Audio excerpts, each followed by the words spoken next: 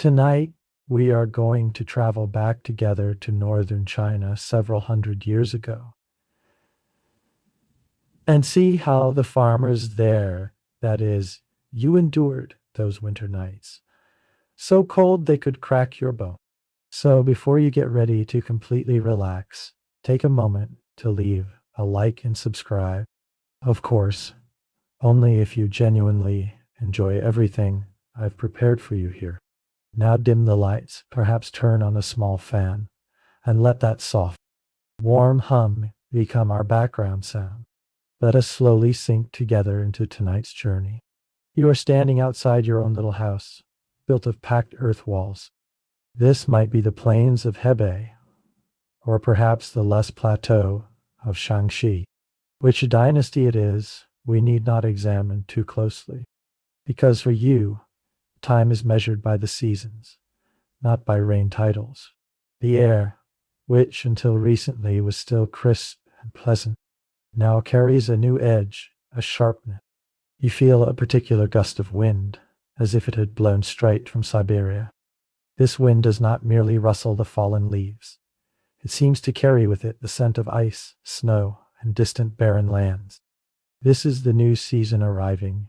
You lift your head to watch the wild geese flying south and the sun hanging lower in the sky. An ancient, instinctive urgency begins to awaken inside you. This is a race against time, and time is measured by the length of daylight and the temperature in the air. The old people around you, those seasoned elders, seem to be listening to the sound of the wind. It is a kind of instinct, a highly localized, experience-based meteorology. From the different sounds the wind makes as it passes through the eaves and the cracks in the window frames, they can judge how harsh the winter will be. For example, the shrill whistling of wind through a loosened window frame foretells dryness and biting cold. The low moan of wind over the distant hills may mean unending snowstorm. These are prophecies written in the wind, more intimate to your life than any official calendar. Of course, in the clear halls of the distant capital, astronomers are meticulously calculating the 24 solar term, the official solar calendar that guides agricultural production across the empire. For them, today may be a day called Shuangjiang Frost's Descent. This solar term is an undeniable turning point. In the most authoritative way possible, it declares that the season of growth is over, and the season of storage must begin at once. Yet, scholars still debate a question. To what extent did this top-down official knowledge actually penetrate real village life? As an illiterate peasant, do you mark the days according to the calendar, promulgated by the emperor, or by the flight of birds, the ache in your joints, and the singular sound the first cold wind makes as it brushes past your ear? These two systems of knowledge, the official and the folk, intertwine within you, together shaping your understanding of time. You feel that wind blow past again. This time, you do not merely feel cold. You hear an order in it. It is time. The urgency carried by that wind is now transformed into the nearly frantic activity of the whole village. You go out to the fields before dawn and do not drag your exhausted body home until long after sunset. Your attention is fixed on the very last of the harvest. You are not merely cutting the main crops, such as millet and sorghum. You are scraping together everything edible the land can still offer. You climb a shaky ladder to pick the last persimmons from the tree, but you knowingly leave a few behind. Those are the bird's toll, a simple wish to remain on good terms with nature. You dig up the last sweet potatoes from the field, carefully brushing off the dirt. Any damage at all may cause them to rot over the winter. The whole village is like a disturbed beehive, everyone in motion. This is a collective race against the frost that can destroy everything still left in the field. Your wife and the other women of the village are no less busy. They are processing the vegetables just brought in, preparing for a campaign called Preserving Calories. In your world, wealth is not measured in copper coins, but in the total quantity of food that can safely see you through the winter. Every string of dried chili peppers, every leaf of cabbage preserved in salt, is a deposit made into the bank of survival. This process is not merely labor. It is a kind of magic that transforms present abundance into future time. The most common method of preserving food is pickling. In your courtyard stand several large earthenware jars. Your wife is packing in heads of Chinese cabbage and daikon radishes, sprinkling them with coarse salt and weighing them down with a large stone. Over the next few months, under the action of salt and their own juices, these vegetables will ferment and develop a distinctive sour flavor. This will be the only source of vegetables on your table all winter. Another important technique is air drying. Strings of chili peppers, dried eggplant slices, and dried green beans hang beneath the eaves like red and green necklaces. In the last sunlight of autumn, they slowly dehydrate, concentrating their flavor and nutrition. There is also a fairly skill-intensive task among them, making dried persimmons. You have to peel each persimmon by hand, careful not to cut too deeply. Then, string them up one by one and hang them in a well-ventilated place. But that is not the end of it. Every few days, you must go and massage them, gently kneading them to help the sugars inside crystallize. After a while, a white frost-like coating forms on the surface. Someone seeing it for the first time might think it is mold, but you know well that it is crystallized glucose and fructose seeping out from the flesh. In this world, where white sugar is scarce as gold, it is the most precious, most natural sweetener. As you work, you are doing a complicated calculation in your head. How much grain must be kept for seed next year? How much for food? How much must be reserved in case the steward who comes to collect rent or the tax runner shows up at any moment? And how much may rot in storage or be stolen by rats? You must plan with precision.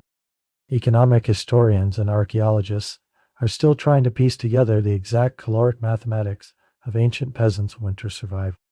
They analyze ancient granaries and study fragmentary documentary records, trying to determine how much food counted as enough. But they can never fully reconstruct the complex algorithm running through your mind at this moment. It is a matter of life and death formula, never written on paper. One wrong decision, one batch of pickled vegetables gone bad, one sack of grain dampened by moisture, is not a small inconvenience.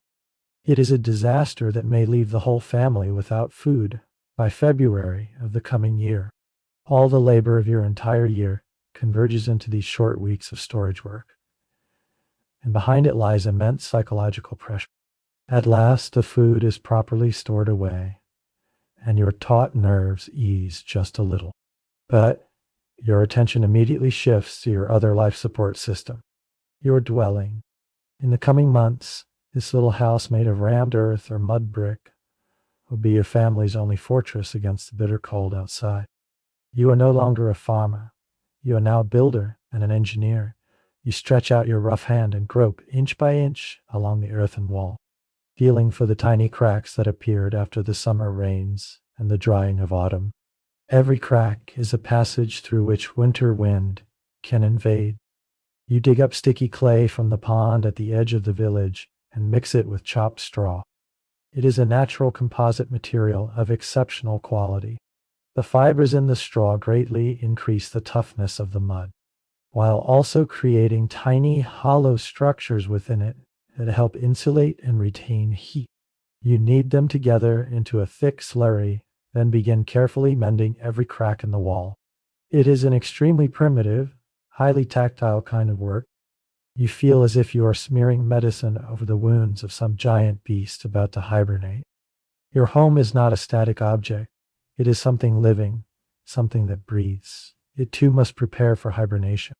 Its integrity is your integrity in some places. The recipe for this mud mixture was even a carefully guarded family or village secret. Besides mud and straw, you might, according to ancestral experience, add some paste made from boiled, glutinous rice, or even a small amount of animal blood. These additives make the mud stickier, harder after drying, and more water resistant. This is, in a sense, the high technology of the poor. Not complex machinery, but the ingenious use of the plainest, most accessible materials at hand. Your main object of repair is the windows. There is no glass in your windows. That is an unreachable luxury for someone like you. Your windows are covered with paper, usually tough hemp paper or hide paper. To help it withstand wind and snow, you brush it several times with tung oil or melted animal fat. This process turns the paper semi-translucent and gives it a degree of water resistance and toughness. It cannot, like glass, let you clearly see the outside world. It can only admit a dim, diffuse light into the room. But in winter, even that little light is a luxury. More importantly, it blocks the drafts, becoming a fragile yet crucial barrier between indoors and out. How effective are these iconic paper windows, really? Are they truly an effective insulator, or do they serve more as a kind of psychological comfort? Perhaps they cannot completely stop the cold from seeping in. The wind will still moan through certain cracks, but they at least shut out the howling gale and drifting snow, keeping that hostile outer world outside. They are a fragile membrane that makes a house feel more like a home than a cave. That feeling of home through the long winter is just as important as warmth. You finish patching the last crack and smooth it flat with your palm. You step back and look at your handiwork. The house is like a shell, an extension of your body. With part of the earth itself, you have reinforced this house made from earth, preparing it to meet the cold descending from the sky. It is a profound kind of survival wisdom, one that merges with nature. Now your attention shifts from the outer shell of the house to your own outer shell. You walk to a wooden chest in the corner of the room and open it. A smell rushes out, a mixture of camphor wood, licorice herbs, and stored cloth. From it, you take out your winter clothing. It is not a single heavy coat, but a whole complex system. You take each piece out one by one, feeling clearly their heavy weight. You are putting on your winter armor. Closest to the skin is an undergarment made of coarse cotton cloth, whose only task is to absorb sweat. Then you put on a padded jacket. This is the core of the insulation system. It is made of 2 layers of fabric with thick, fluffy cotton fiber stuffed between them.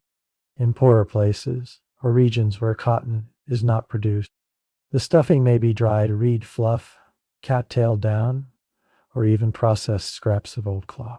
To keep these fillings evenly distributed so they do not clump with movement, the garment is stitched with fine horizontal seams. That is why padded jackets always look divided into little sections. On top of that, you put on another padded outer garment and a pair of padded trousers. Once you have the whole outfit on, your movements immediately become slow and clumsy. You feel like a bear or like a sticky rice dumpling wrapped in cloth. Every time you lift your arm, every time you bend down, it takes more effort than usual. These clothes are not for fashion or appearance. They are your personal mobile architecture. By creating multiple layers of still air around your body, they keep the cold out. Every pocket of air trapped between the layers of fabric and cotton becomes a warm barrier. You carry around with you a miniature environment sustained by your own body heat. This technology is as essential as the roof above your head. On your feet, you are not wearing leather boots, but something called cotton shoes. The uppers are also made of cloth, stuffed inside with cotton batting. The most crucial part is the sole. It is made by layering countless scraps of cloth and stitching them tightly with coarse hemp thread, then repeatedly coating them with tung oil or animal grease to make them water resistant. These shoes are surprisingly warm, but they have one fatal weakness. Once soaked through, they become cold and heavy, almost impossible to wear. Cotton, this plant fiber, seemingly so soft and powerless, was in fact a key technology that changed the survival pattern of life in northern China. So when did cotton become king? Although cotton had been known in China for hundreds of years, it seems that it was only during the Ming Dynasty that it truly saw a major explosion in widespread cultivation and use by ordinary peasants, replacing traditional materials like hemp cloth, which were far less effective at keeping out the cold. But was this surge the result of top-down government promotion, or of a bottom-up consumer choice among ordinary people? Or was it climate change, for example, the harsher winters brought on by the Little Ice Age that forced people to seek better insulating material? The answer may lie intertwined within these complex historical threads. You finish putting on this heavy equipment and move around a little, adjusting to the feeling of being wrapped up. But the weight of these clothes also has a direct consequence. It greatly increases the energy you expend doing anything at all in winter.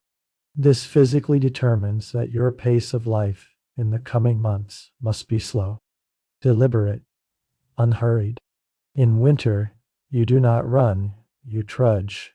These clothes not only protect you, they also define you. Everything is ready, the food has been stored, the house sealed tight, and you've put on your winter second skin. Then, one morning, you are awakened by a profound silence. The usual sounds of the village roosters crowing, dogs barking, the coughs of neighbors have all been absorbed as though by a thick layer of velvet. You lean over to the window and see only a soft, even whiteness. The first real heavy snow has arrived in your sleep, deep and thick. You push open the heavy wooden door. Outside is a world completely remade. The sight before you is breathtakingly beautiful, yet tinged with menace. The field ridges and paths that were clearly visible yesterday are now covered over and vanished without a trace. The world seems to have shrunk. As far as you can see, there is only the little patch of open ground trampled out in front of your own door. Your village has become an island in a white ocean. This heavy snowfall means that the village's connection with the outside world has been physically severed. The road to the nearby market town is now impassable. Any kind of trade, visiting relatives, even seeking outside help, has become impossible. For the next several weeks, perhaps even months, the village will become your only social and economic unit. Your neighbors are no longer merely neighbors. They are your entire world. But the snow also brings gifts. You and the villagers immediately rush out with buckets and wooden basins to collect the cleanest upper layer of snow. You carry it back and put it into water jars, where it slowly melts in the warmth of the house and becomes your drinking water for the coming days. This snow water is usually cleaner than the water drawn from the village well, and it saves you the labor and danger of hauling water in freezing weather on slippery roads. The first snowfall exerts a huge psychological impact. Is it a beautiful sight or a beast of prey? Some romantic ancient poems portray the first snow as a moment of aesthetic wonder, a signal that the farmer who has labored all year has earned his rest. But some historians believe that for peasants struggling on the edge of survival, it was more likely a moment of pure anxiety. The falling snow is like the prison gate slamming shut, announcing the beginning of a period of confinement, isolation, and possible food shortage. As you stand in the doorway, looking at this vast white land, what rises in your heart may well be a complex mixture of both those contradictory emotions. Snow redefines space and sound in your world. It is something that alters the laws of physics.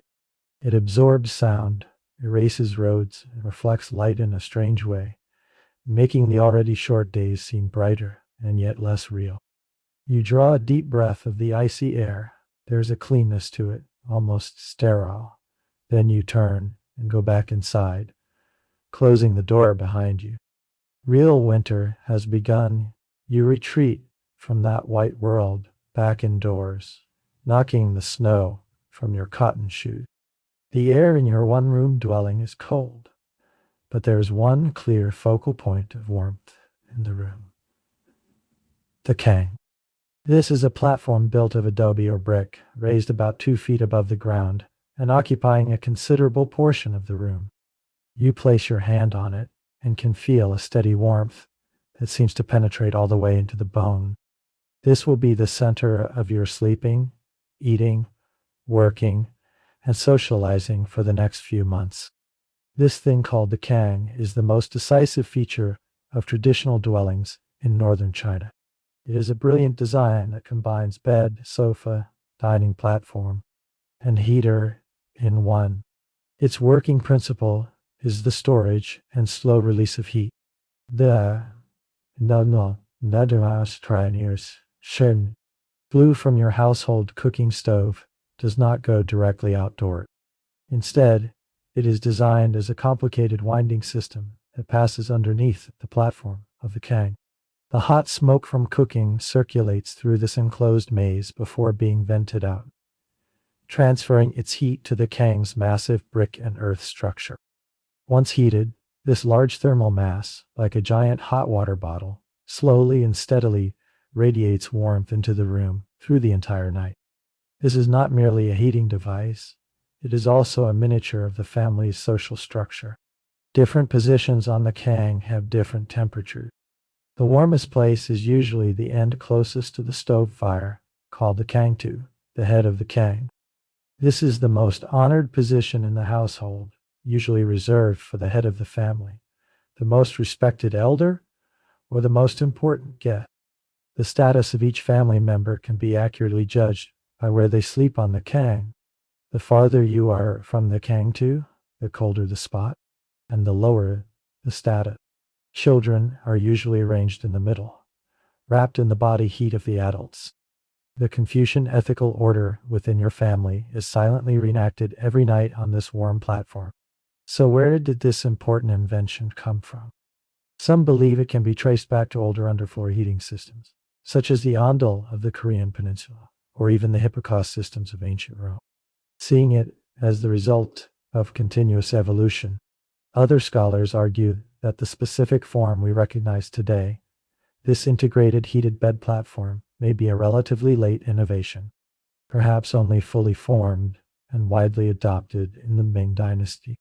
They speculate that it may have been a response to the growing scarcity of fuel caused by large-scale deforestation at the time. The Kang is extremely energy efficient.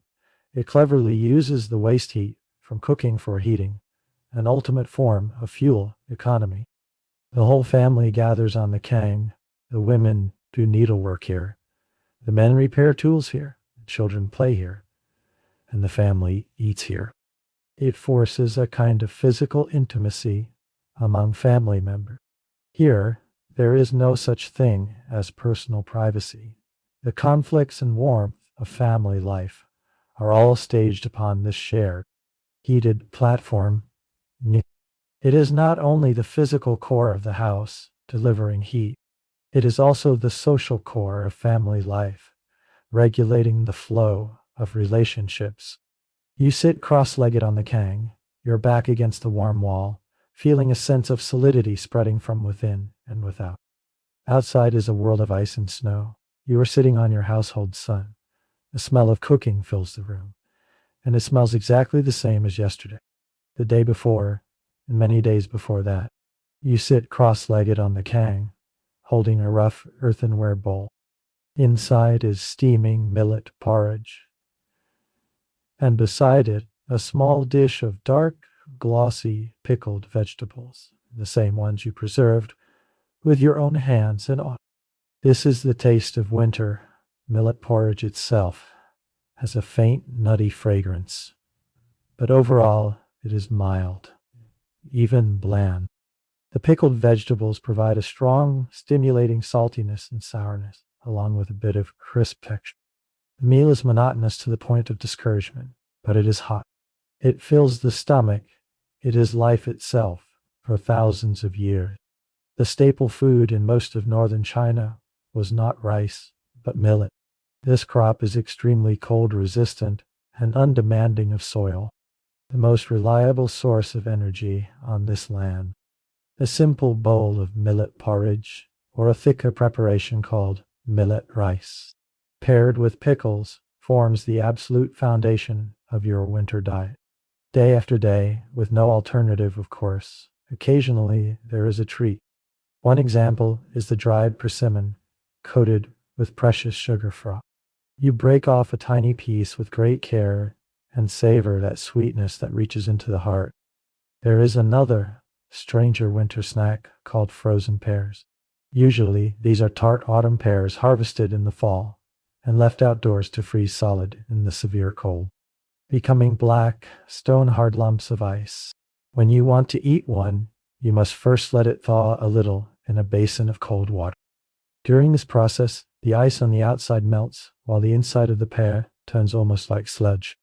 You squeeze a small opening in the softened pear, and then, like sucking jelly from a pouch, you draw out the icy, sweet pulp and juice.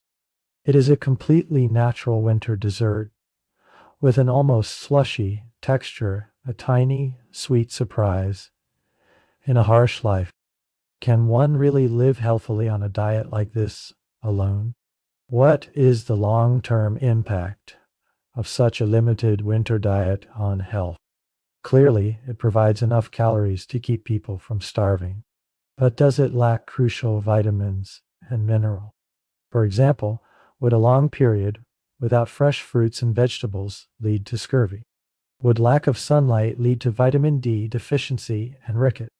Scientists examined human skeletons unearthed from tombs of that era, looking for traces of such illnesses, but the evidence is often ambiguous. What can be said for certain is that the boundary between survival and health is an extremely thin one. This monotonous diet challenges not only your physiology, but also your psychology. In that wilderness of the unknown, any little change, a small frozen pear, or a few precious red dates added to the porridge, is no longer merely food. It is an event. It breaks the repetition of one day after another and offers immense psychological comfort, worth far more than the calories it contains. You drink the millet porridge from your bowl, feeling the warmth slide down into your stomach. You may feel full, but your body may be undergoing a kind of hidden hunger. It craves micronutrients whose very existence you do not even know. This invisible threat makes you more vulnerable to illness, adding another degree of difficulty to the battle for winter survival. By 3 or 4 in the afternoon, the sun has already set early. Darkness quickly floods your little house like ink. The only things that can break it are the faint red glow from the stove firebox and perhaps a tiny oil lamp. It is a crude little earthen saucer, with a wick in the middle soaking in coarse vegetable oil or animal fat. The flame flutters, casting long, dancing shadows on the wall. Outside the world is utterly silent, black as an abyss. Time seems stretched, the night feels endless. To fight against this darkness and boredom, which can crush a person, you have to find something to do. The cold has already been dealt with as best it can. Now the main enemy is psychological. You take out a hoe you damaged in autumn and clumsily repair it by the dim light. Your wife and mother sit at the other end of the kang, their hands never still. They may be spinning thread, twisting cotton fibers into strong strands with a simple hand spindle. Or they may be mending the family's clothes. Winter garments wear out quickly, and every hole must be patched at once. Winter is the season for all kinds of indoor handicraft and repair work. It is a forced suspension of agricultural activity, but by no means a season of idleness. Every small thing you do now, braiding a new basket, twisting a sturdy rope, sharpening a sickle, is preparation for the spring to come. This sustained, purposeful labor is a remedy against the sensation that time has stopped and life has become meaningless. But in these long nights, perhaps the most precious resource is not fuel, but stories. There may be a highly respected elder in the village, someone acknowledged as a master storyteller. On nights like these, several families squeeze together on one kang. The children sit in the middle, eyes wide, listening as he tells old tales. Heroes who slay demons, cunning fox spirits, upright magistrates, and foolish sons-in-law who make people laugh despite themselves. These stories are not merely entertainment, they are oral history, vehicles for transmitting cultural values, moral norms, and social experience. In a village without books and schools, stories are the textbooks. In our world, completely transformed by artificial lighting, it is difficult to imagine what life felt like when ruled by true darkness. For people in the past was that daily stretch of more than 10 hours of near total blackness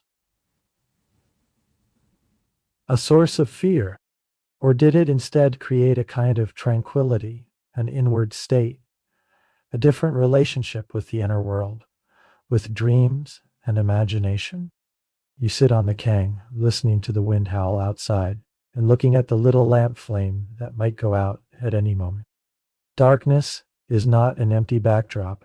It is itself a character, a powerful presence, and you, your family, and the others in the village are using the work in your hands and the stories in your mouths to sketch out human light and order upon this canvas of darkness. That in itself is a form of survival. There comes a knock at the door.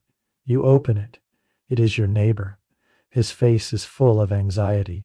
He says his wife is ill with a fever, and they have just run out of the dried medicinal herbs they use to bring fevers down. He knows you have some hanging from the roof beam. Without the slightest hesitation, you turn, go inside, untie a small bundle of herbs, bound with hemp string, and hand it to him. You do not even mention that last week, when your family was nearly out of firewood. He brought you a bundle of dry wood.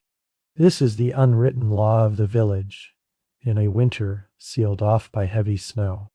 This exchange network based on reciprocal altruism is not a moral choice. It is a necessity for survival.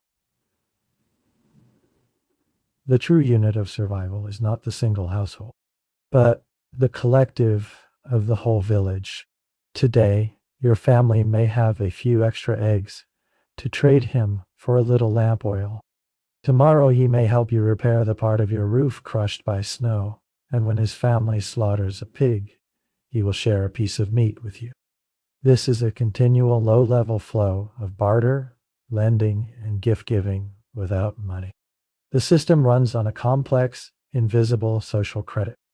There is no ledger, but every person carries one in the mind, whose family is generous, whose is stingy, who always returns what is borrowed, who is always taking petty advantage. Everyone knows.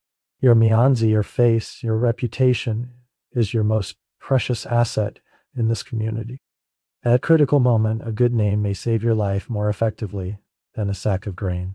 If you are known to be selfish and miserly, then when you truly need help, no one may be willing to extend a hand. But what exactly is such a tightly interwoven village community? Is it a pastoral mutual aid utopia, or a collective tyranny that suppresses individuality? On the one hand, it truly does provide a powerful social safety net, allowing people to cluster together for warmth and jointly resist natural and human disasters. On the other hand, through the latent threat of isolation, it also enforces a strict social integration. Any behavior that departs from the norm, any eccentric thought, may get you excluded from the very network upon which your survival depends. Your neighbor takes the herbs, nods at you gratefully, and disappears into the wind and snow. You shut the door and return to the kang. What you just did was not a simple act of kindness. It was an investment in your own future security. You do not know what will happen tomorrow. Perhaps tomorrow it will be your child who falls ill, and you who need help. This network made of human sentiment and reputation binds the fate of the whole village together. It is like a huge net. It catches those who fall, but it can also trap those who want to leave. Then the inevitable happens. Your youngest child starts coughing again and again. In this sealed, foul-aired little room, the sound is especially harsh and terrifying. An ordinary cold in such an environment can easily worsen into something much more serious. There is no doctor here. You can only fight with another system of knowledge. You act at once. From the corner of the room, you rummage out a few slices of dried ginger, cut off a few scallion roots, put them into a clay pot, add water, and boil them. This sharp, pungent smell is the first line of defense against illness. The village healer is usually an experienced old woman. Hearing the news, she comes to see the child as well. She is not a physician, but she has delivered most of the babies in the village and seen many old people through their final days. With her dry, cold hands, she feels the child's forehead, looks at the coating on the tongue, and then gives her prescription. It may be a poultice made from crushed herbs, plastered onto the child's chest. This is a battle fought with ingredients from the kitchen and orally transmitted folk medical knowledge, passed down through generations without written record. Among these folk therapies, one very common practice is gua sha, skin scraping. If the child's fever does not come down, you may use a smooth object, a ceramic soup spoon head, or a shard of porcelain, dab it with a little oil, and repeatedly scrape the child's back until red marks rise beneath the skin. According to ancient belief, this could release the toxic or hot influences inside the body and thereby promote recovery. Are these ancient folk remedies truly effective medicine, or merely placebo? Did some of them contain pharmacological principles we are only now beginning to understand? Certain compounds in ginger, for example, do indeed have anti-inflammatory properties, or perhaps their benefits were mainly psychological. The feeling of being cared for by family, intended by elders, is itself a powerful healing force. A warm embrace, a bowl of steaming medicinal broth, the comforting placebo effect generated by such care may be more important than the medicinal ingredients themselves. Health in your world is not a separate medicalized domain. It is tightly interwoven with food, community, and belief. Your kitchen is also your pharmacy. Your neighbor may also serve as a nurse. This medical system, though unscientific by our standards, is holistic. It does not merely treat the symptom of a cough. It treats the sick person embedded in a particular family and community environment. You spoon the spicy ginger broth into the child's mouth, one spoonful at a time. Your heart is full of anxiety because you know this is a gamble. If the child gets better, it will deepen your trust in these ancient forms of wisdom. If the illness worsens, then that sorrow and helplessness may leave. Somewhere in your heart, a tiny unspoken doubt about those traditions. Winter enters its cruelest stage in the 24 solar terms. This period is called Dahan Great Cold. Cold is no longer merely a condition. It has become something alive. Something with a will. A monster actively trying to find ways to get inside your house. The water in the bucket, farthest from the warmest part of the kang, is frozen into a solid block of ice. When you speak indoors, the white vapor of your breath is plainly visible. You must conserve fuel as much as possible. What you burn is probably not precious firewood that is saved for the direst emergencies or for the new year. Your everyday fuel is dried animal dung, mainly cow and sheep droppings, along with stalks left after the autumn harvest and corn cob. These are biomass fuels. They have low heat value, burn quickly, and produce large amounts of sharp, choking smoke. Because your house has poor ventilation, most of that smoke lingers indoors. You and your family spend the entire winter inhaling these harmful particulates, leading to chronic respiratory problems. One might say that the pungent stench of burning dung is the very smell of survival in a winter of ancient northern China. At this moment, survival is reduced to a naked mathematical problem: how to maintain the minimum temperature needed for life using the least possible fuel. You and your family spend most of your time on the kang, moving as little as possible to preserve every calorie in your bodies. Time seems to slow as well, even to freeze. You no longer measure time by sunrise and sunset, but by the speed at which a dung cake burns in the stove. Outside, the world is silent, as though made of glass, fragile and dangerous. How many lives did winter really take? People have long tried to quantify the excess mortality directly caused by winter. Ancient household registers or genealogies may note a person's death, but rarely record the cause as cold or hunger.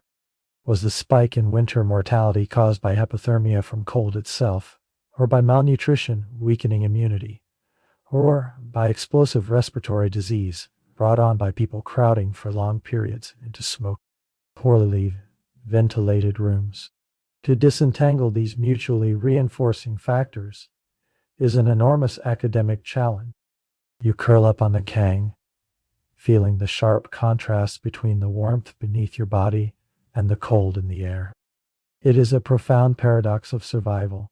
The stove that keeps you alive in the cold is at the same time slowly poisoning you with the smoke it produces. In your world, there are no perfect solutions, only a series of difficult choices between lesser evils.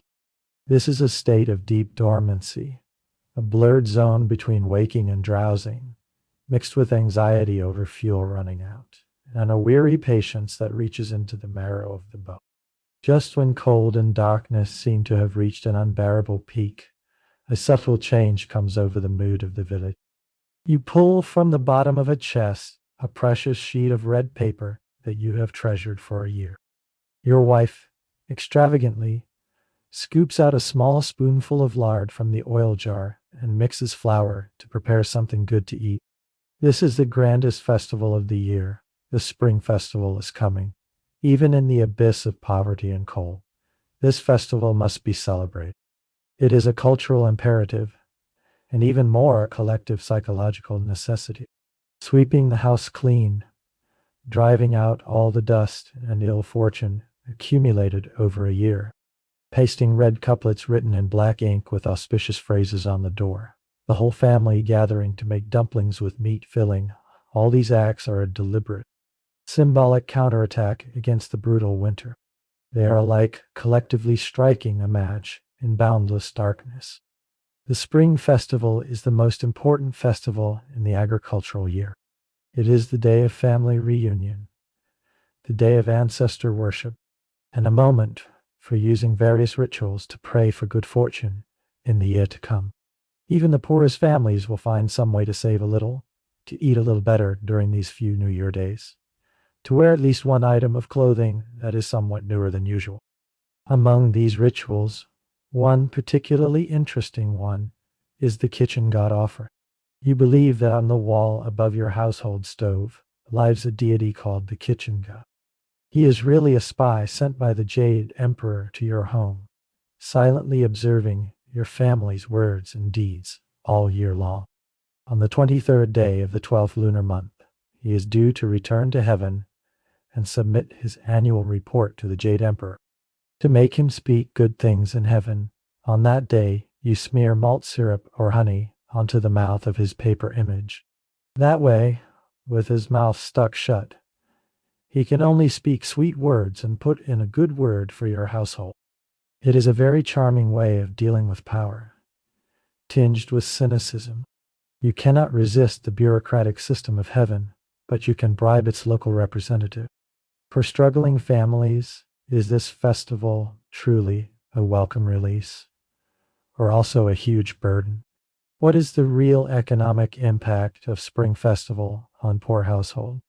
On the one hand, it is undoubtedly a crucial psychological release, allowing people to see hope amid hardship and reaffirm the cohesion of family and community. On the other hand, the immense social pressure to spend money on New Year's Eve dinner, new clothes, and children's lucky money may also push a family already standing at the edge of a cliff completely into debt. planting even greater hidden dangers for the coming year. You paste that crooked but hopeful pair of spring festival couplets onto the door. That vivid red is especially striking against the gray-white world.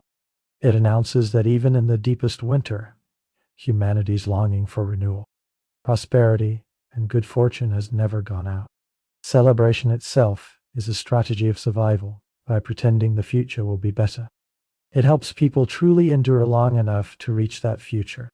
The noise and brief feeling of abundance of the new year pass, but the cold still occupies the land. Tonight, it is your turn to stand watch. You wrap yourself up tightly, push open the door, and step out into the moonlit, snow-bright, piercing air. You are not guarding against human intruders. You are guarding against the cold itself, and against the wild animals driven by hunger to come closer to the village than usual. Step by step, you make your way to the communal livestock shed at the edge of the village. The village's few precious pigs, a small number of chickens, and perhaps that old yellow ox, the most important asset of all, the one used to plow the fields, are all huddled together, their breath condensing into white mist in the air. Your task is to check whether the fence of the shed is secure, add some fodder, and make sure their drinking water has not frozen solid. You also light a small smoky fire with damp material. This smoke not only provides a little warmth, more importantly, its smell can effectively drive away wolves or foxes that might come prowling. These animals are the village's most important and most living wealth. They are a source of food, the labor force for plowing the land in spring, and their dung is fertilizer that nourishes the soil. Protecting them through the winter is a vital collective task, usually taken in turns by the adult men of the village. In your hand, you may also be carrying something called a bangzi, simply two hard wooden blocks. In the long, silent night, from time to time, you strike them together hard, producing a crisp, loud bang, bang sound. On the one hand, this is meant to frighten off beasts lurking in the dark. But it has another, even more important function.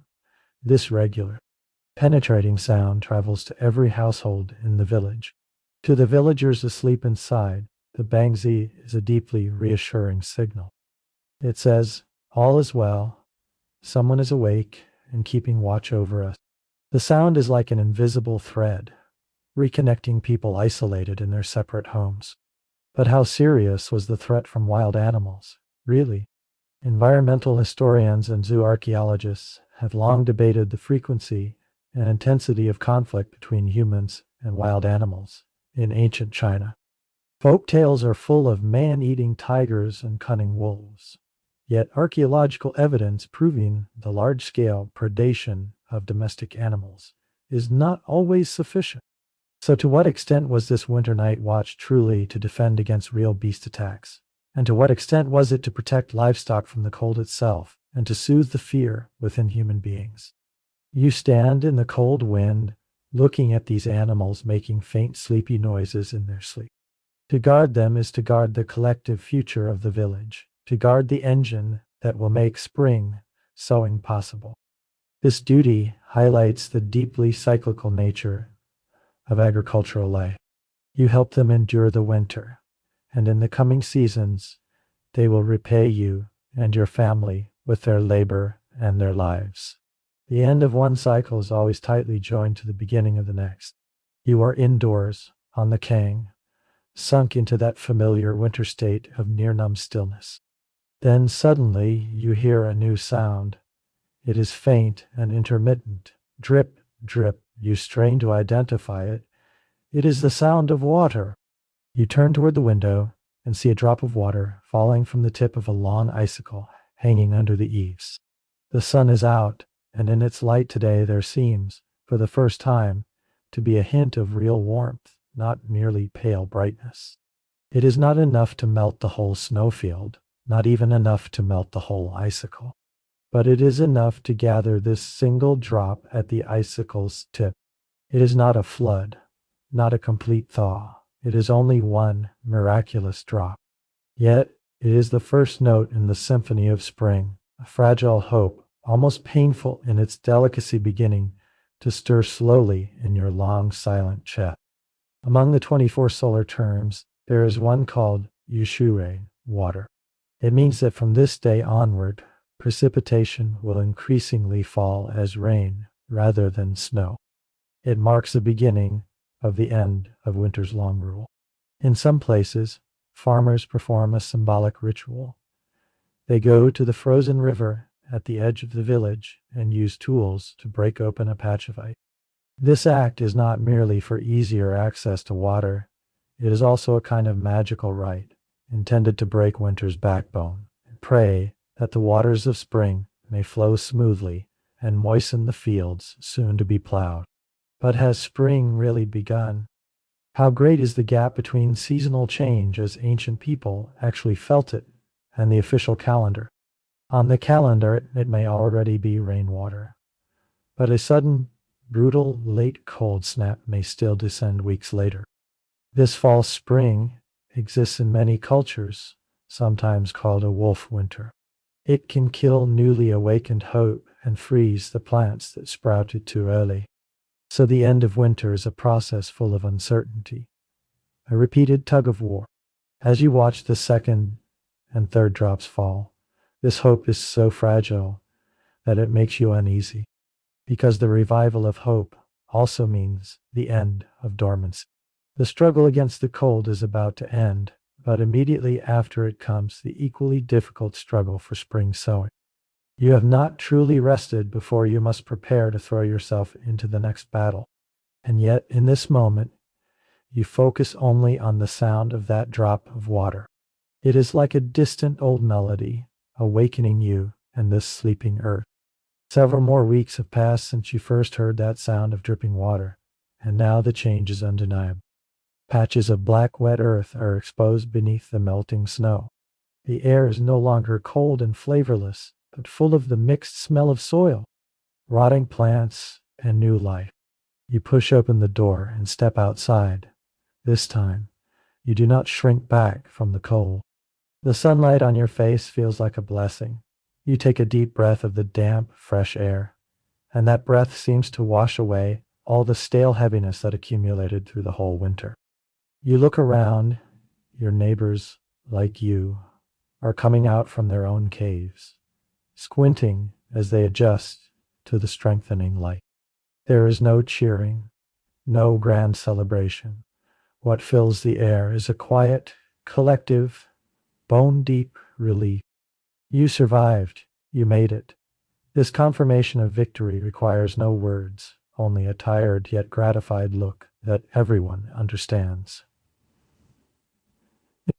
With the arrival of spring, with a solar term such as Jing's awakening of insects, when spring thunder startles hibernating creatures, awake the village immediately wakes from its slumber and throws itself into busyness. You must repair tools, prepare the fields, select the best seeds for sowing. The race for survival is over, and the race for harvest begins once again.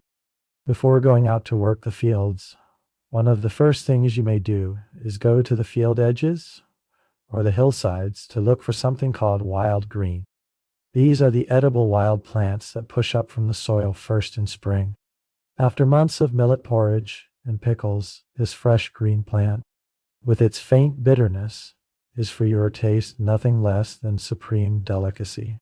People believe that taking this first taste of spring is a powerful tonic, capable of cleansing the body and bringing vitality. You did it. You endured another winter. When you stand in the sunlight and look back on those months of confinement, cold, and scarcity, what is happening in your inner world? Did people in the past conceptualize trauma or resilience the way we do today? When you step out and bathe in the spring light, do you feel a sense of achievement, reflecting on your own strength and that of your family? Or was this experience so ordinary, so expected, that you scarcely thought about it at all, turning your mind at once to the next task of farm labor that had to be done? The true inner world of the ancient peasant remains, to a large extent, and perhaps always will remain, a realm we cannot fully enter. You do not have time for sentiment. You bend down, grab a handful of moist, hope-filled earth, and squeeze it in your palm. It is still cold, but it has come alive. So have you.